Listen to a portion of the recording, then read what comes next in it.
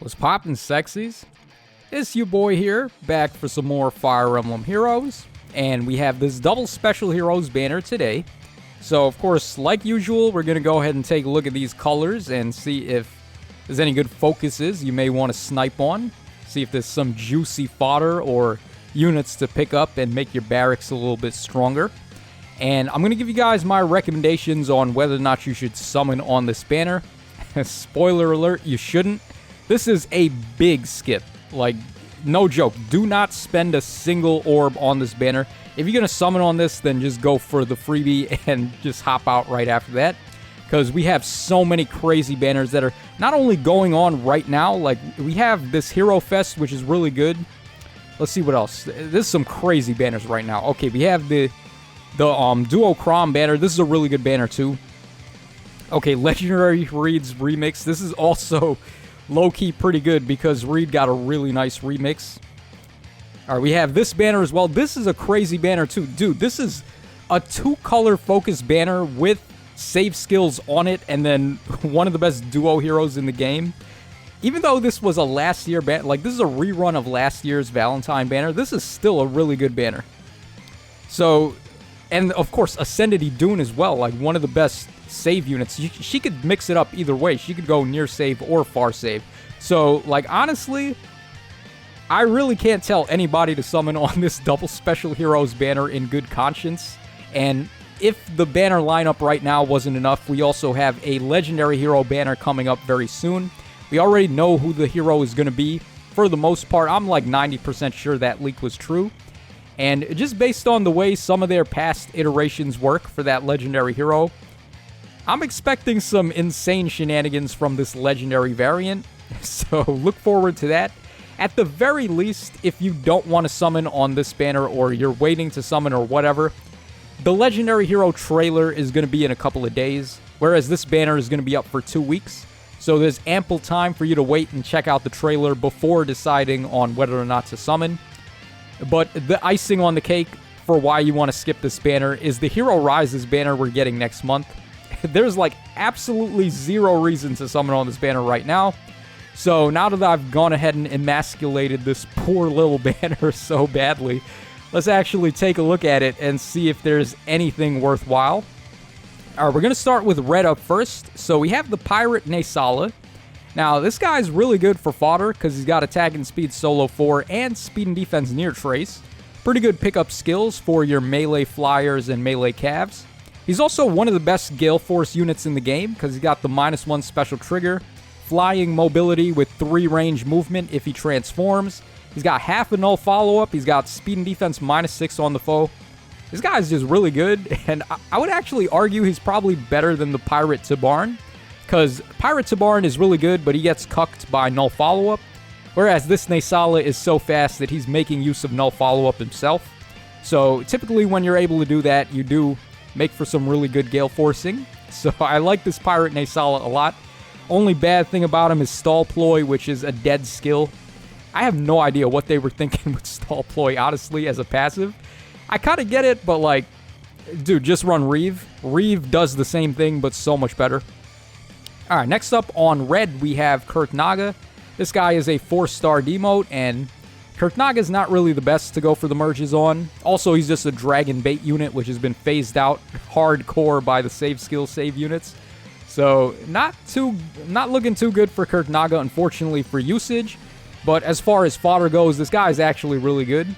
So, Lantern Breath Plus, possibly the best inheritable breath. I don't really think there's any that competes with this. It's Spendthrift Bow Light, because you do attack and defense, or attack up 5 to yourself and attack -5 to the foe, as opposed to doing 7 like with Spendthrift. But where it succeeds is not having the not having the downside of Spendthrift, where you automatically recharge your special after combat. This one instead is inflicting guard on the foe. And guard is one of the best effects in the game, so a very powerful bait weapon option for your bait units. And then he's got even Pulse Tie as well, which low-key is really clutch in summoner duels.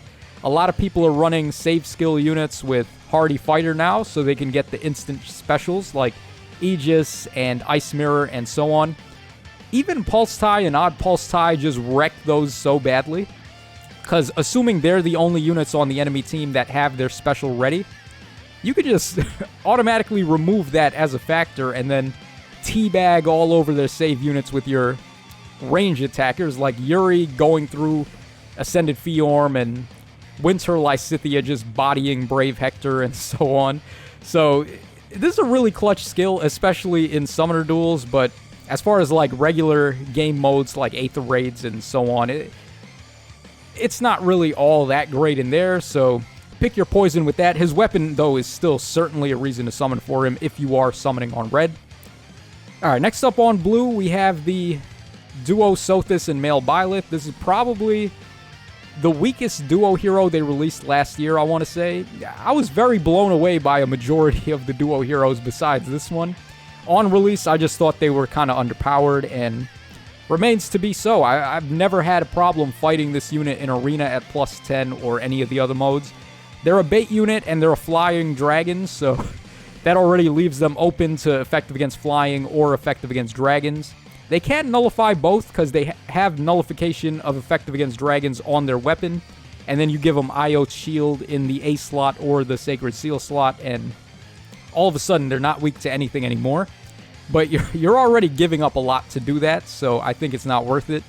They have built-in distant counter. They get all stats up 5 and adaptive damage, but distant counter and stats right now, I'm not really thinking that's where we want to be, especially not with bait units, and especially not with a flying unit of all things. So they do seem very underpowered to me. Also, their duo skill grants null follow-up and times pulse to allies in 2 spaces, and it is reusable, which is nice. We don't really get reusable duo skills too often, but you're better off just running the legendary Male Byleth if you want to give passive null follow-up. And unlike this unit, he's not locked to using a duo skill to do that. He just does it to allies in 2 spaces no matter what. So, yeah, it's really hard to recommend this unit as a unit for usage. Now, as far as fodder, they are actually really good. Attack and Speed Solo 4, very good skill. Attack and Speed Rain, again, really good. But they are the only unit in the game with Dragon's Wrath at the moment. And I think this is a really slept-on skill, actually.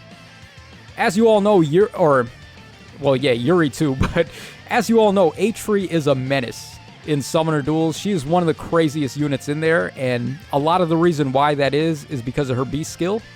And Dragon's Wrath is like a light version of Atri's B skill.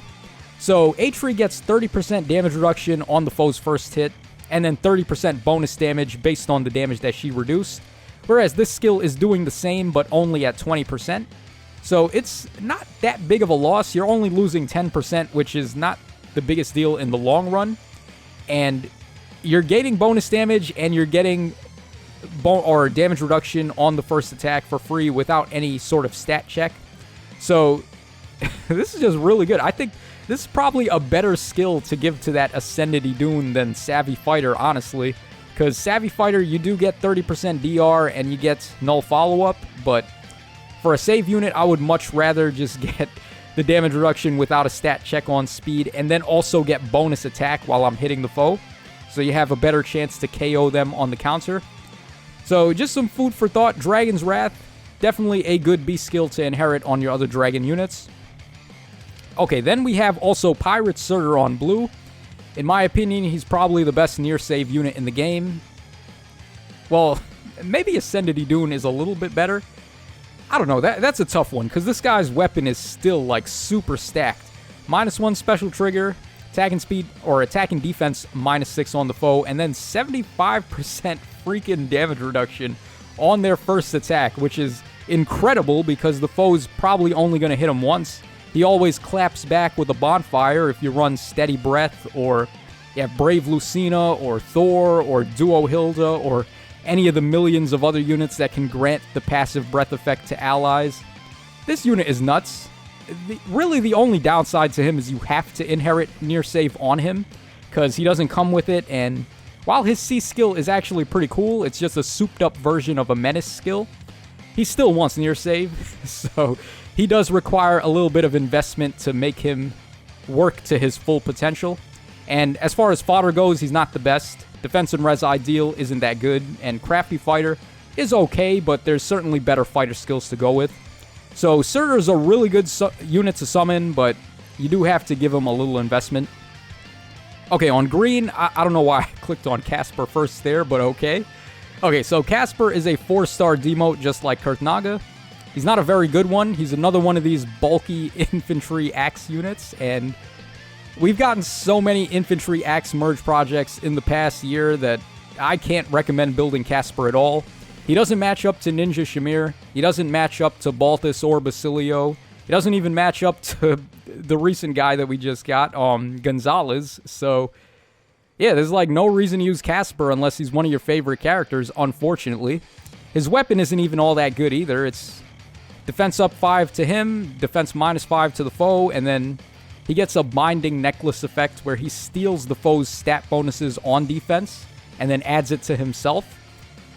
Not really the best. Maybe if it was 2 stats, like attack and defense, maybe then it would be okay, but only defense, that's not really the best. And he does come with bonus doubler for fodder, which is nice to see on a 4-star like him. But I don't know, man. Bonus doubler, there's definitely better skills to run in the A slot.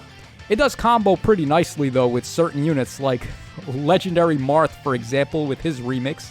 You can just go stats to the max with that guy and run either a bonus doubler or a unity skill on him. Okay, speaking of unity, we have unity over here on Rhea, this thick booty woman who has Witch's Breath. Basically just the same weapon as Seiros, but a little bit better. Whereas Seiros can only activate one of her 2 effects, where she gets attack up 6 and gets the guaranteed follow-up, and also inflicts attack minus 6 on the foe and stops their follow-up. She only does either or depending on which phase it is. Like player phasing, she gets the guaranteed follow-up. Enemy phasing, she stops the foe's follow-up. So, unlike the Seiros we have in the game, this Rhea can actually do both. If both her and the enemy are above 50% health, she gets both effects to proc, which is really powerful. And it makes her a solid bait option. She also has Dragon Wall, which is nice for fodder, just like the Unity skill.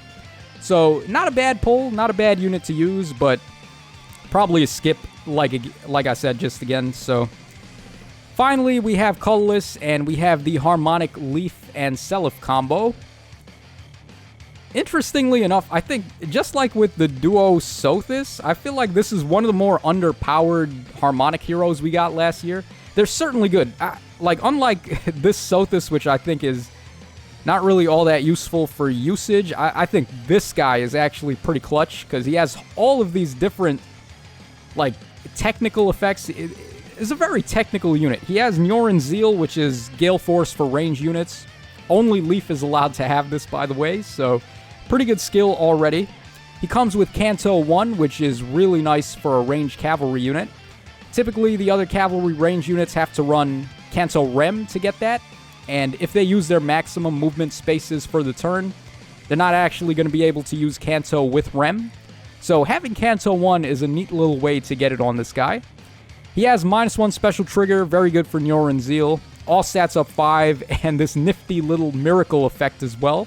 So he can survive with 1 HP no matter who he's attacking, allowing him to become a pretty cool beacon for Wings of Mercy tactics and all sorts of other shenanigans. So don't get me wrong, this is actually a really cool unit, and they can do a lot of things. The reason why I'm not too much of a fan of them is because I feel like they don't deal enough damage when they attack. Because, of course, you have to run Nyorin Zeal as a special. Well, okay, I guess maybe you could run a different special like Deadeye or something. They would actually make pretty good use of Deadeye, because S-Drink gives the -1 special trigger as well on turn 1. But 54 attack, and their weapon only gives them 5 extra attack. And unlike Legendary Seliph or Legendary Leaf, they don't have the Brave weapon effect where they can just attack twice in a row or possibly quad if they have the speed for it. So they're not as impressive damage dealers as I would like them to be, and that's the main issue that I have with this unit. So the meta right now is very stall-based with save units that can just tank anything, and unfortunately this Leaf has no way of powering through Brave Hector and Ascended Fiorm and Henriette and all those really stacked save skill units, so unfortunate for them. They are very good, of course, in Resonant Battles, though, and they have Resonant Blades and Desperation on their Harmonic skill. Desperation is actually a pretty interesting way to sort of give them like a quasi-brave attack where they can hit the foes twice in a row. But again, I wish they would have just flat out had the brave attack built into the weapon like Legendary Leaf. Otherwise, though, like I said, they are good. They're just not as good as they could have been, I guess you could say. Okay, and finally, we have the Halloween Grima over here, the male one, that is. So, unlike Surtur, this guy is another near save unit, but he actually comes with it out of the box. So, that will save you a little bit of fodder. He's also a clinic of fodder skills, now that I look at this. Sturdy Stance 3 and Slick Fighter, wow. Pretty good inherits on your other armored units for sure. And then as far as his weapon goes, he's got -1 special trigger. Sort of a Spendthrift Bow effect where he gets attack up 6 and inflicts attack -6 on the foe. And then he gets this special recovery effect where he gains 30% HP based on his max HP if he deals damage with a special. So he's running like a sustained strat, I guess you could say. Only bad thing about that is that Fatal Smoke is pretty common, like Deep Wounds as a status effect. We just recently got that dagger from the, who was it, Dean, I believe, that has a, or actually no, not Dean, it was the staff that came with Zane that had the Deep Wounds effect.